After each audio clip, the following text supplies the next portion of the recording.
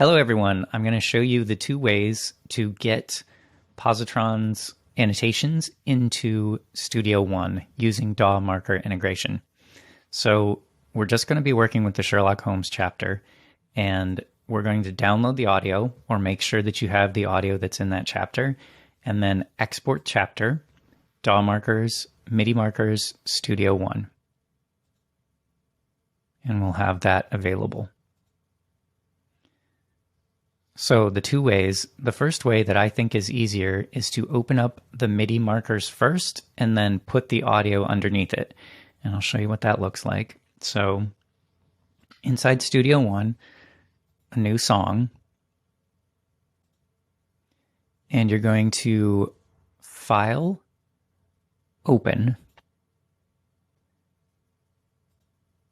your MIDI markers.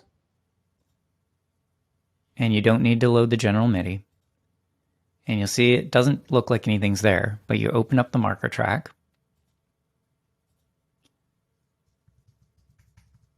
And there they are. You can change the time base to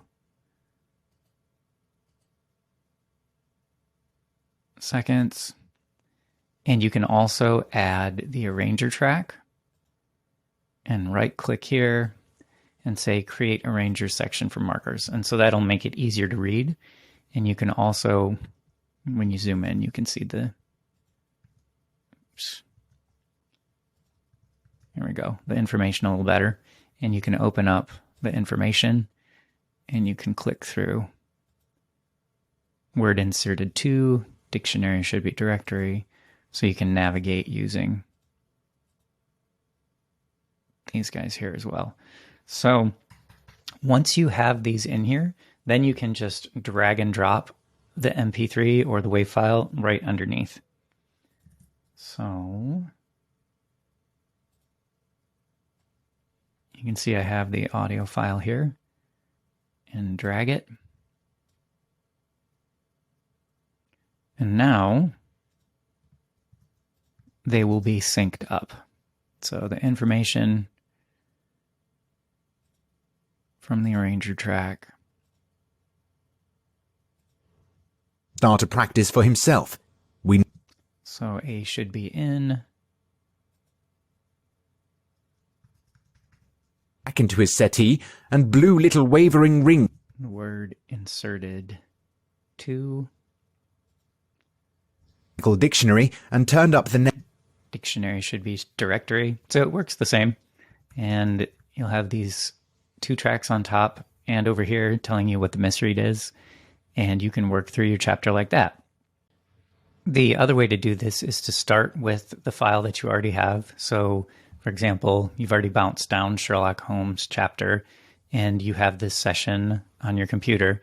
And now what you're going to do is say File, Open, find that MIDI track.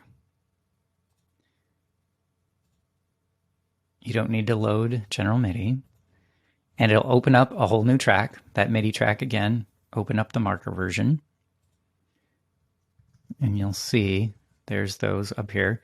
And on that top track, making sure that you're at bar 1, hit Command A and Command C, so you're copying that entire top marker track.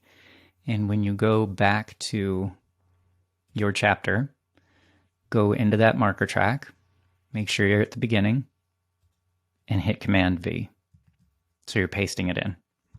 So both of those do the exact same thing, those two different methods. One starts with the MIDI file, the other starts with the project file, but everything ends up in the same place. And you can add the arranger track, create the arranger from the markers, open up the information, and you might have a couple extra start and ends if you start with your project, but otherwise it works exactly the same.